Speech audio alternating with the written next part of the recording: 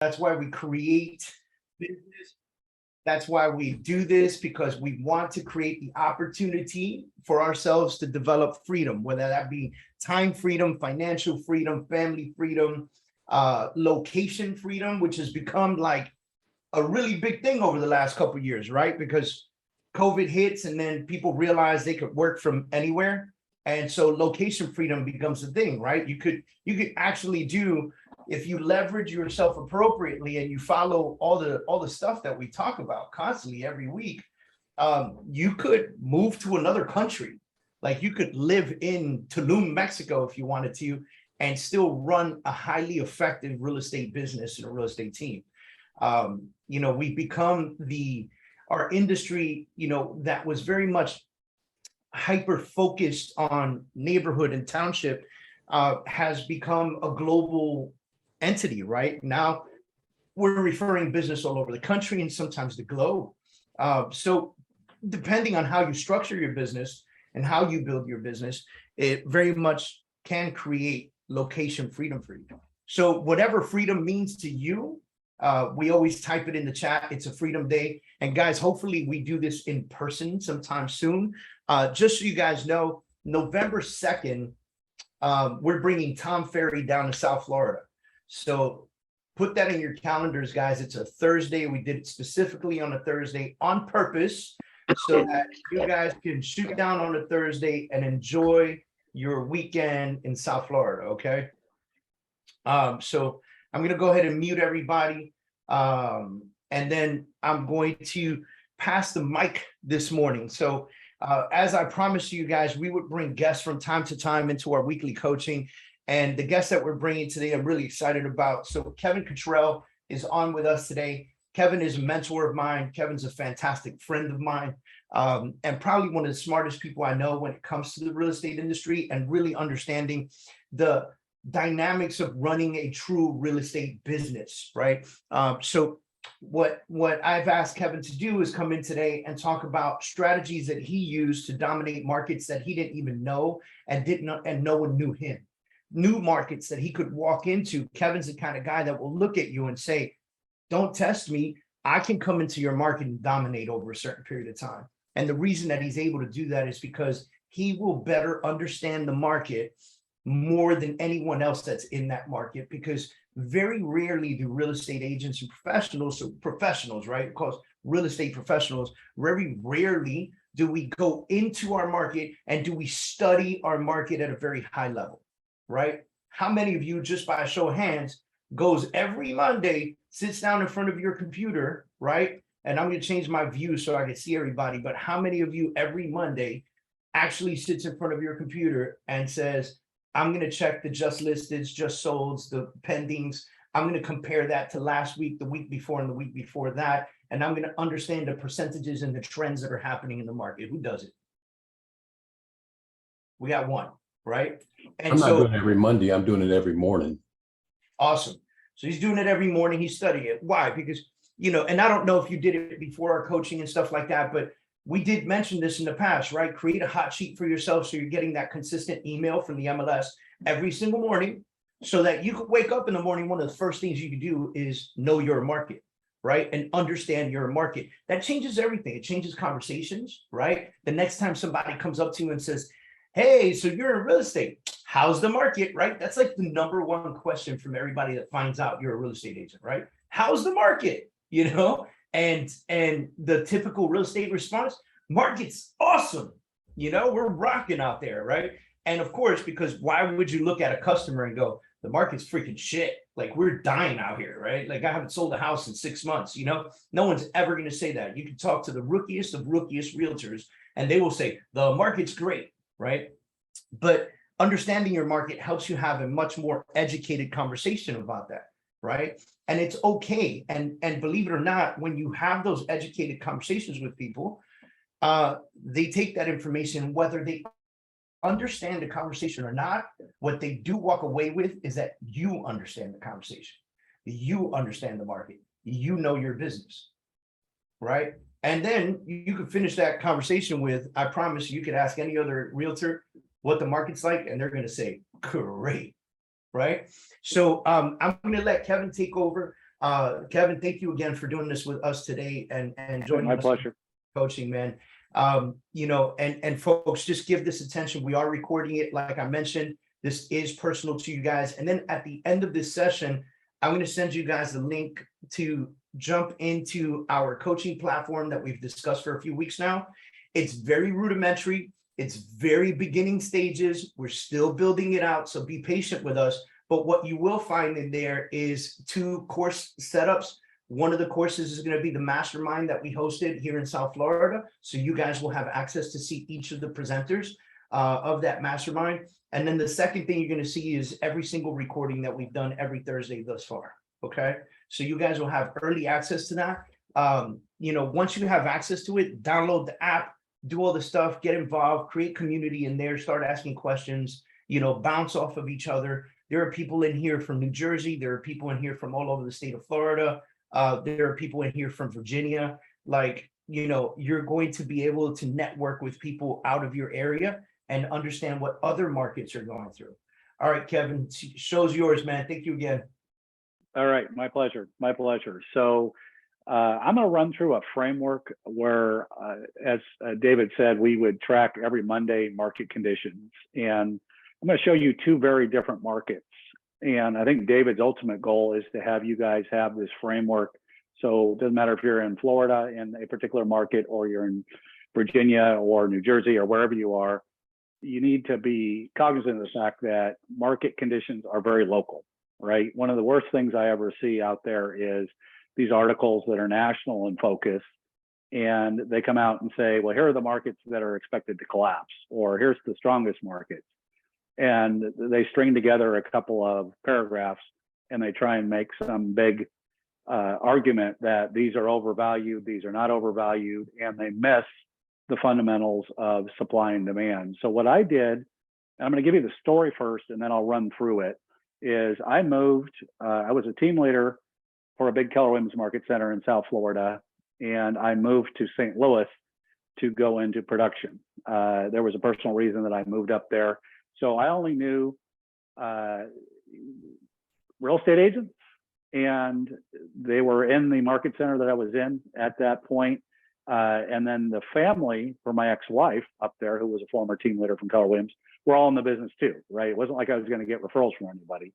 They were all competitors. And this was during the height of the financial debacle in 08, 09. And we know how bad it was. So I'm going to show you what market conditions looked like then and why I did this. And what we discovered was, to David's point, when people were trying to understand market conditions, they would, whether they're at a grocery store, they're at an open house, they're just out and about, would say things like David said, it's a hot market. Oh, the market's really, really terrible right now. A lot of things are not selling. There's lots of price reductions, just very generic terms. And in the end state, after I had tracked it for a lengthy period of time, about 2.5 years, the St. Louis Post-Dispatch and CNBC and Fox Business News and a number of other outlets stopped calling the Board of Realtors and stopped calling the association for any market data, because they realized they didn't really understand what was going on. They would talk about what you typically hear, which is months of inventory and other things like that. So let's look at St. Louis, and I'll tell you why I did what I did. So this is a framework. David will have access to this template. It'll have to be modified for your market, but as you can see in here, what we started tracking was supply and demand. And there's a lot of numbers here, but I want to tell you a little bit of the reason behind what we did. So the biggest thing we had to figure out, and this is back when we were doing this in the height of the market crashing, meaning there was way more supply than demand, was to figure out, how do we tell how big the buyer pool is? So we studied it about 5 different ways over a period of time. And even though most transactions don't close in a 30-day period, the most accurate thing for measuring the buy side or buyer pool was looking at how many transactions went into pending status in a rolling 30-day period. So if you look across the spreadsheet there, the column E is pendings in the last 30 days. And so what we looked at is how big is that pool of buyers?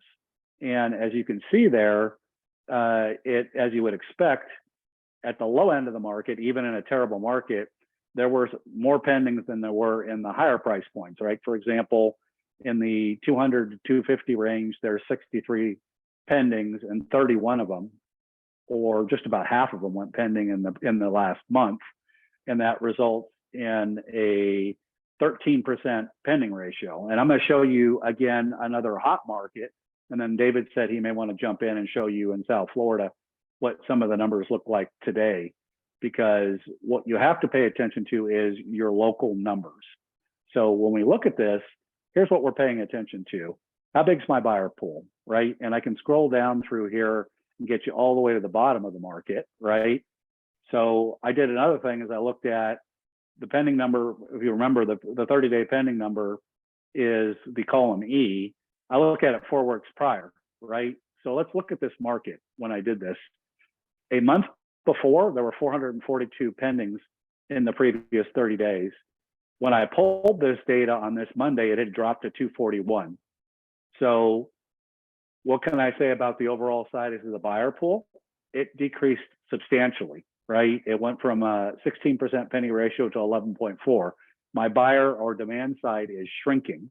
The other thing that I was observing in St. Louis was at the higher price ranges, things were really, really, really out of whack. People were listing properties.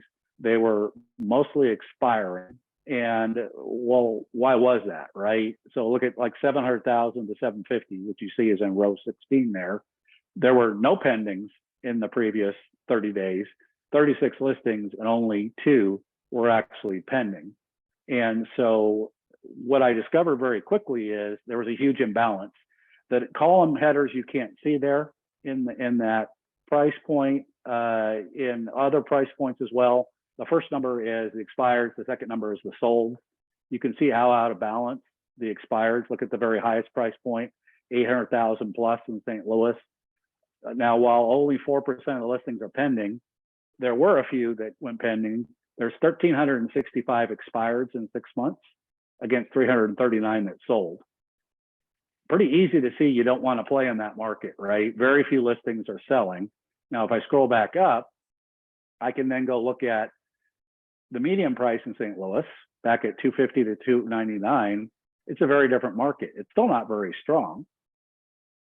So what am I not talking about in here? And then I'll get to the Austin, Texas market before it got really, really crazy, right? This is back in when the market started to run. I'll show you the relative numbers so that you can see this.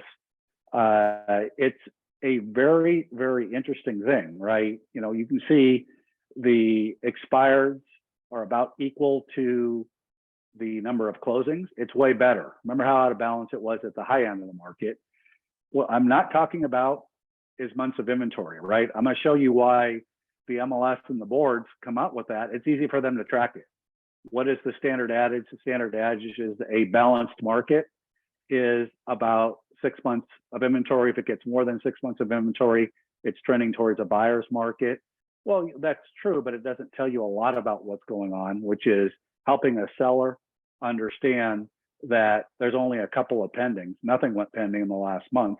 It's going to take us this many days to actually clear the market, right? If I scroll back down, this market velocity thing, and then I'm going to get into the Austin market, shows you how many days based on the 30-day number it would take to clear the market, right? And so in my median price, it's more than a year to clear the inventory, right? Not a great market. And I can tell you exactly why. If I go to the overall market in here, you can see that it's not really any better and it's getting worse, right? That's a function of the buyer pool shrinking. The buyer pool shrinks way faster than the listing side. People get their houses ready to go on the market. It takes time. They're committed. They're going to leave it out there. They maybe don't want to do a price reduction right away. We all know this. We're practitioners. We know that there's a battle out there. This data helps you get priced right up front because you can see what's going on. It also validates, especially in this market where we have been under supplied in terms of the supply side now, about why it's not totally crashing. And when we look at this, like for example, we pulled this for Sarasota, Manatee County over by Venice and Sarasota.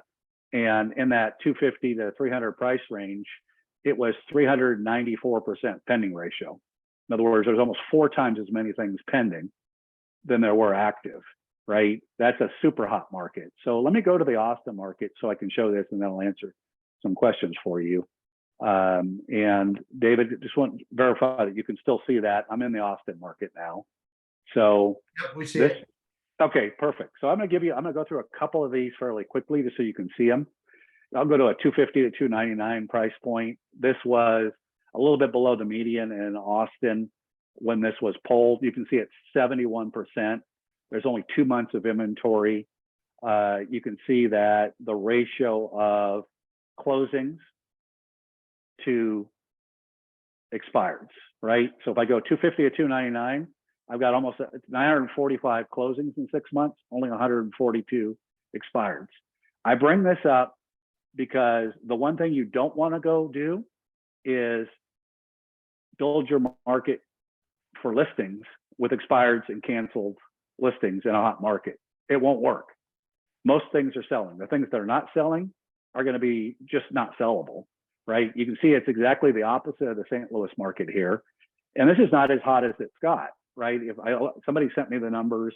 I've got a friend that uses this spreadsheet in Austin now. And I think there were single digit expireds in a price point like 400 to 450 over 6 months, like 5 or 6 listings expired over a 6 month period. And yet you got coaches and you got people telling you just blankly, go after expireds and cancel. It's a great place to build a business. The market's shifting. Well, if you don't know what your numbers are, you're not going to have any clue about how good it is or how bad it is. And you can see here, all this validates is months of inventory just tell you how many months of inventory there are. It doesn't show you how many are expiring versus what are selling. And I'll go to the bottom of this. Oops, I think I just lost my sheet back to the other one. Give me 1 second, David. I don't know why. I'm still on the Austin market. Oh, are you? Yeah, you're still in Austin. Okay, good. Yeah, so if you look at the market for it, and you go through and we scroll down and we look at going down to the bottom, we can see a very different trend. Remember my 30-day pending number? It wasn't quite cut in half in St. Louis because the market was continuing to decline and weaken. Look what happened in Austin when we were pulling this. We went from 1,000 pendings in the previous 30-day period to almost 2,000. It almost doubled in a month. This is when the market was absolutely accelerating. There was not enough inventory and things were really starting to run. And so we were able to, and I had a team here in Austin when we were doing this with Mark Martin, and we were able to coach our sellers and the buyers that they were competing with a lot of clients. It was really starting to accelerate. And you can see that it changed dramatically in a 30-day period. That's the norm that you'll see on the buy side. It changes way faster than the listing side. You don't hear me talking about months of inventory because although it changed, it went from 4.5 to 2.2. And that's because supply takes longer to catch up. Sometimes it never catches up. And so if we go back up here Kevin, a little bit, yes, sir. Sorry to Yes, sir. interrupt you. Somebody was asking if you could continue to use your mouse to point at the numbers so that they know what you're looking at. Okay. Yeah. So absolutely. Thank you, David. So if you look at it here, right here, I'm highlighting the numbers here. That's the 30-day pending number. It went from 1,003 to 1,966 in a month. That tells you how we almost doubled the size of the buyer pool in a month overall in the market. And that's what you should be paying attention to because it can go exactly the opposite way in a month or two and dramatically change your market. But if you're not tracking it weekly and you're not using a 30-day rolling number for the demand side, you're potentially going to run into issues where you're going to have problems if you're looking at months of inventory, right? Because the months of inventory didn't change that dramatically, right? You can see they're all in fairly low amounts, but still, even in Austin, when it started to take off, you saw we doubled our buyer pool, but you could see here at the high end, it hadn't adjusted that much yet, right? We didn't have that many more buyers in.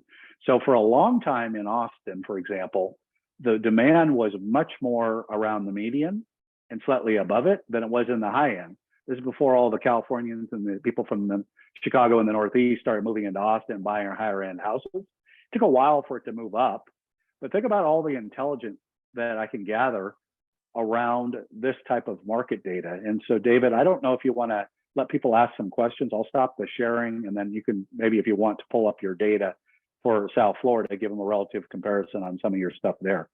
Yeah, absolutely, guys. So I also want to show you how easy it is to pull this data. Okay. And so I'm going to share my screen with you guys. Give me 1 second.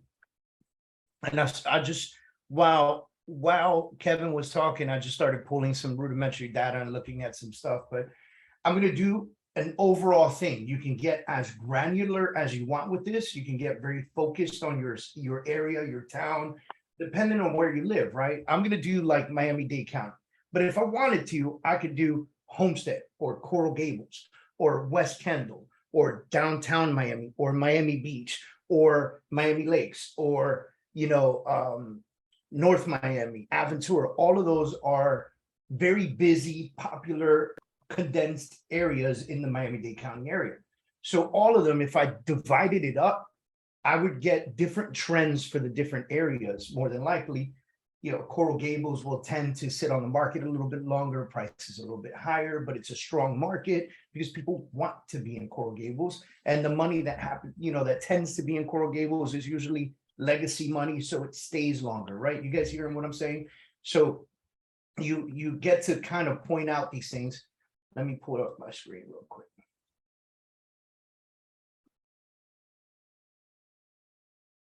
All right, you guys can see my MLS okay? Yep. All right, awesome, thank you. All right, so if I just did a residential search, and again, I'm going to keep this super simple, right? I'm going to have my set. So I'll choose Miami-Dade County. Maybe I want to focus on the single family that happens to be my market. I don't do a lot of condos.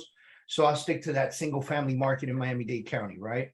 And then if I click closed and I go 0 to 30 days, well, right away, I could see 942 matches. In the last 30 days, 942 homes have sold in Miami-Dade County. Single family as a whole, no price points, no nothing. We're just doing a very 30,000 mile view, right? But check this out. I can come here and go 30 to 60 days. 1144. Are the closings going down or up? Going down. You're going down, right? You're starting to notice that, right? Now remember 1144. Let's go 60 to 90 days. 60 to 90 days. What do we got? 1185. It was a small shift down, but it was still a shift down, right? Let's go 90 to 120 days. Now we're at 1411, right? Yeah. So 120 to 180 days. Let's just do that. Look at the difference. Look at the difference there. Yeah, you would catch that, David, by looking at the 30-day pending number faster, because it's going to. I mean, it's definitely slowing down. But if you go down to the next box, yep, we're going to do that right that now. are in Florida. Yeah, you'll see that 30-day pending number, and you will see where it's likely changed even more dramatically. Yep. So we go 0 to 30 on pending. 568. Remember that number. 568. 285, 30 to 60. 60 to, where were we? 90. 104. So we're starting to see a little bit of a difference here, right? And what do you think that was?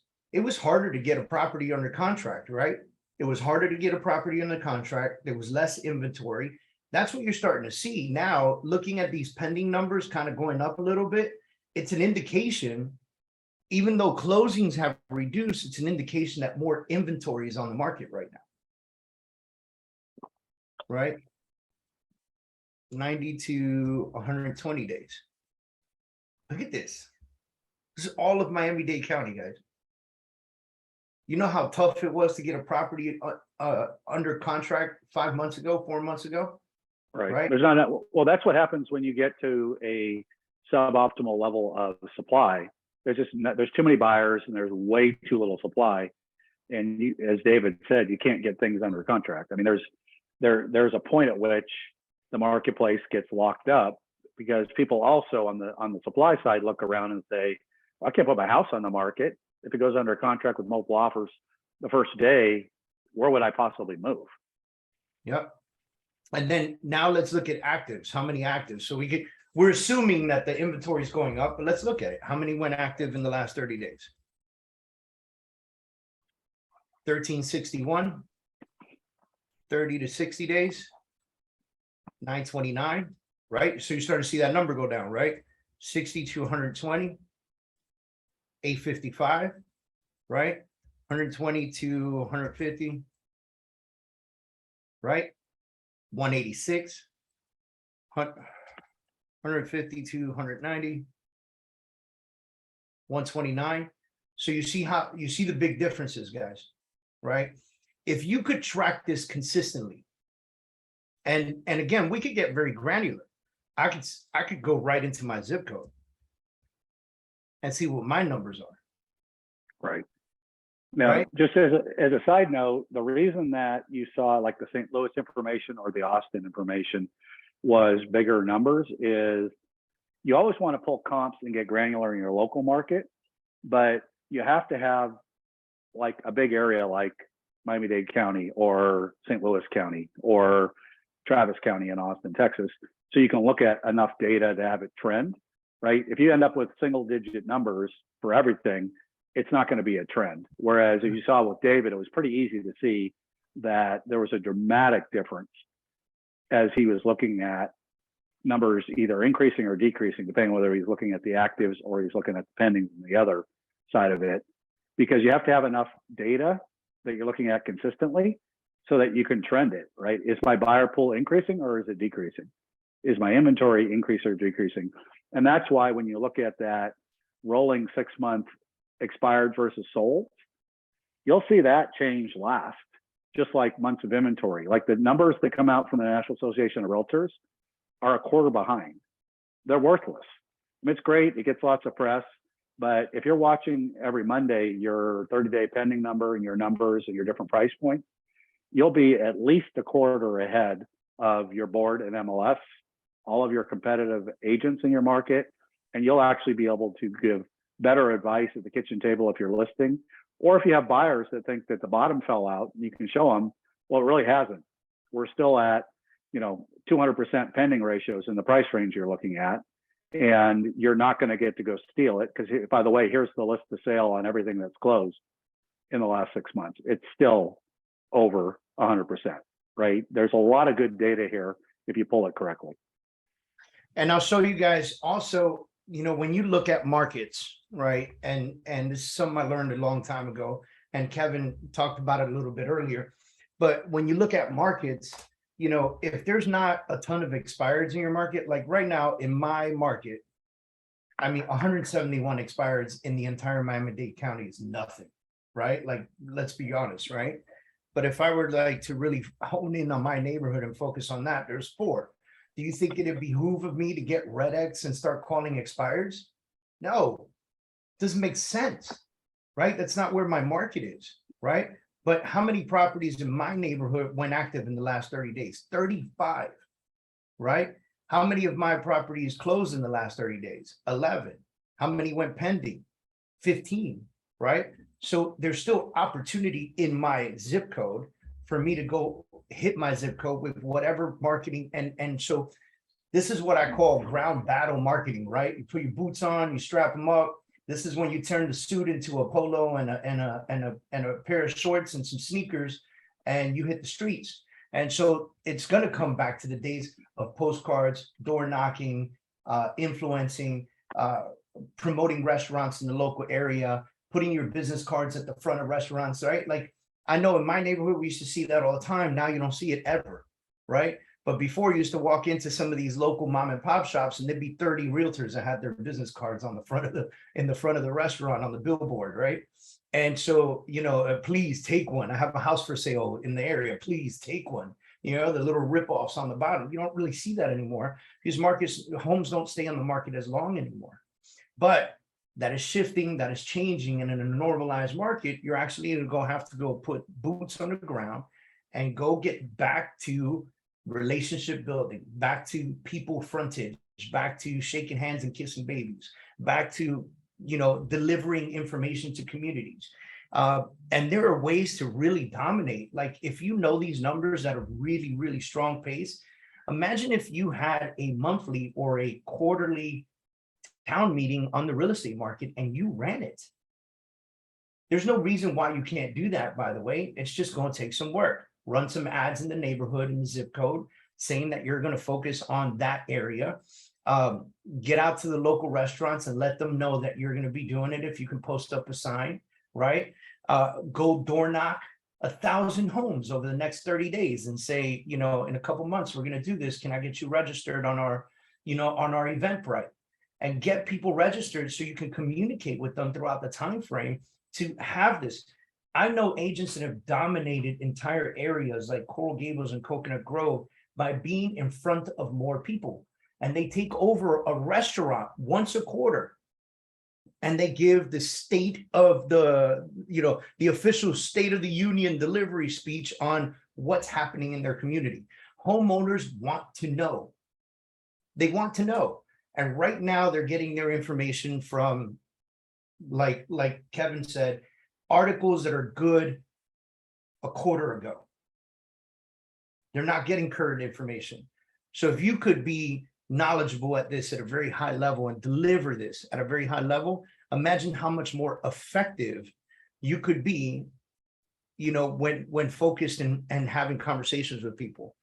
The other thing is understanding when you're going to market an area, understanding how many closed deals, and I like looking 6 months back, this is me, how many closed deals happened in that market in comparison to how many homes are in that market.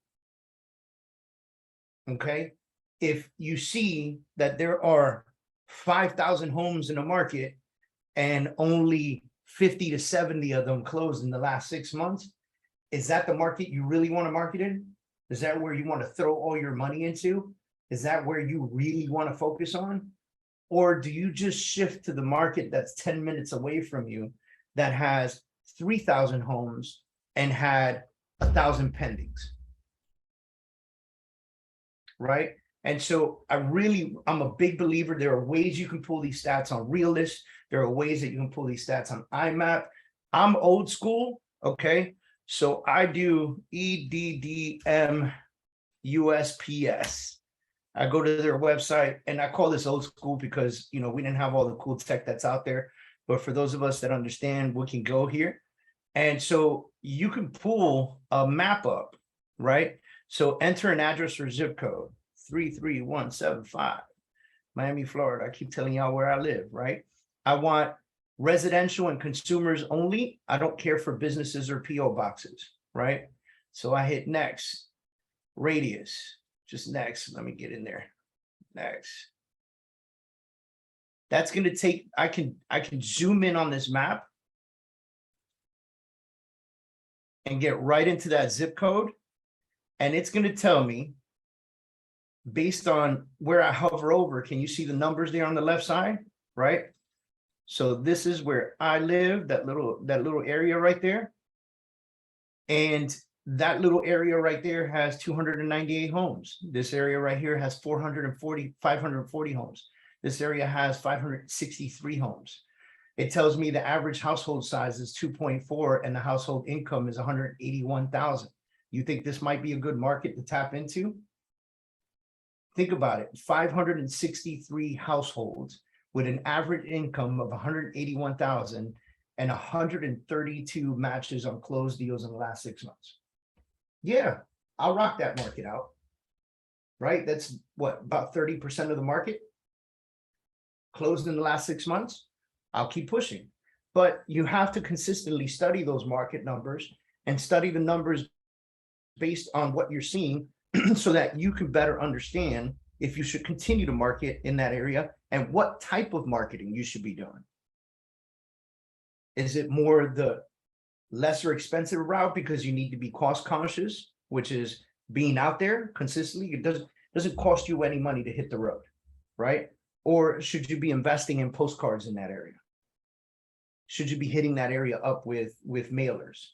Should you be leaving things in front of houses, right? Back in the day on Halloween, a friend of mine used to have she used to do the pumpkins, and then she went, she had the tents on the side of the road, right? So she had several spaces. She went from pumpkins to, the Christmas trees, and then from Christmas trees to fireworks. Like that was like, she worked like 3 months a year, and then like the rest of the year she was good because of that income. And I used to go to her, I used to rent the U-Haul, go to her, and I would buy like 500 pumpkins. And I would take 500 little flyers that said, have a great Halloween, enjoy carving this pumpkin. And I would take a push pin and pin it right into the pumpkin with my information on it. And I would go from house to house to house to house with a couple members of my team and dropping off pumpkins. It was necessary. You don't do that today. I haven't had to for a couple years, but it was necessary to be able to get your name out there consistently, right?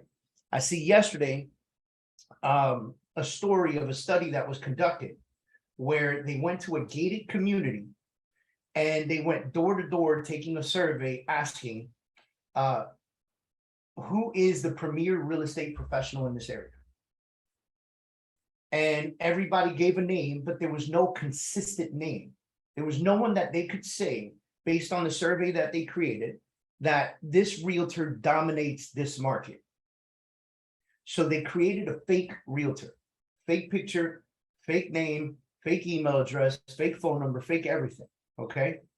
And they did an 8x8 campaign, which means that they hit that market for 8 weeks straight with an 8x8 campaign.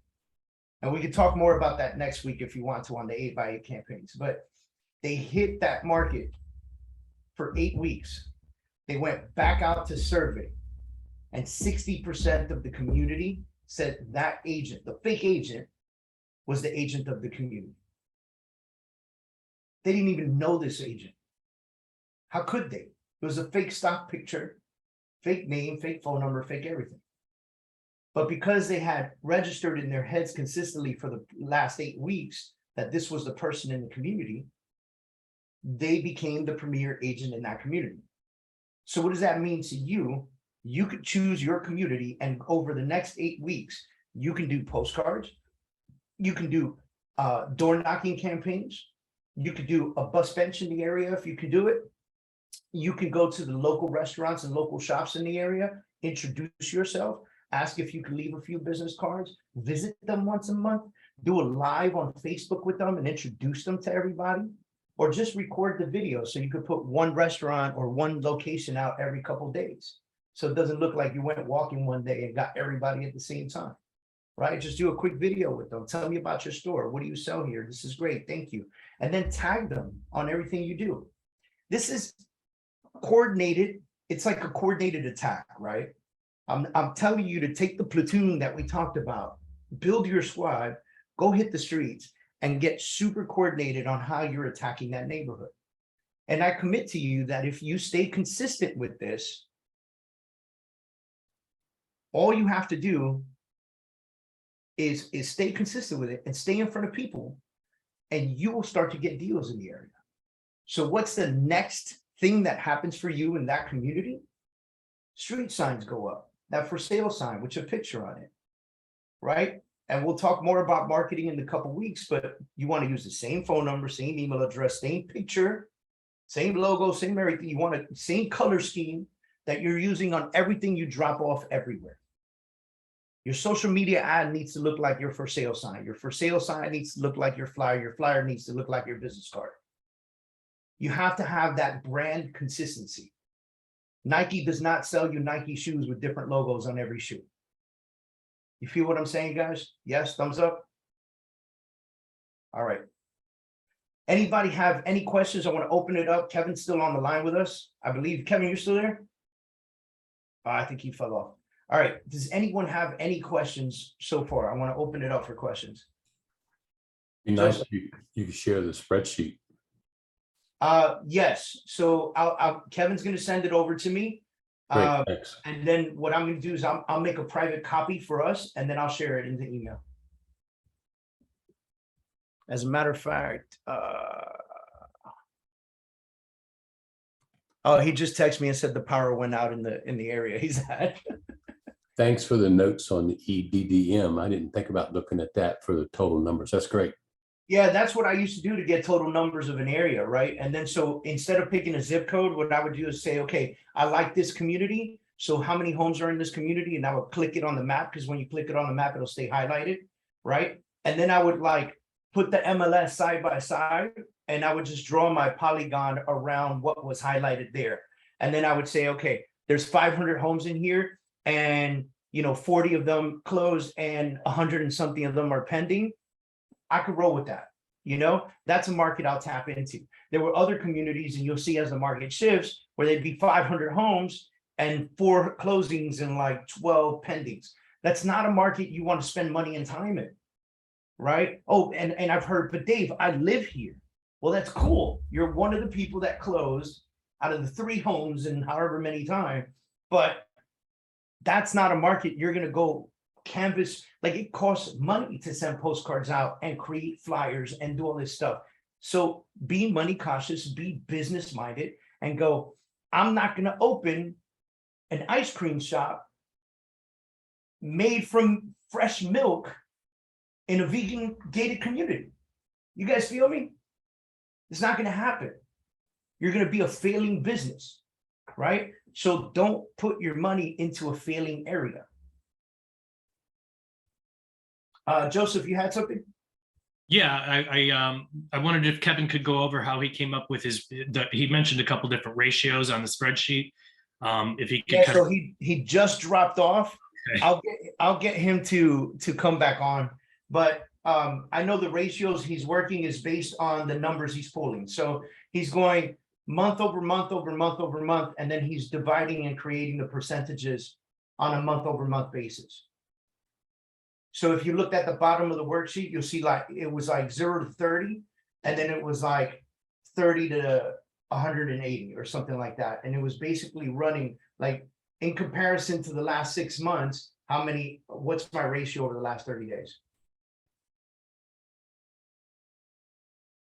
All right, anyone else have any questions? All right, it's absolutely fantastic to see everybody joining us today. I appreciate you guys coming week after week. Feel free to invite folks to come in. This is every Thursday at 11 a.m. We're always going to bring you as much massive and amazing information as we can.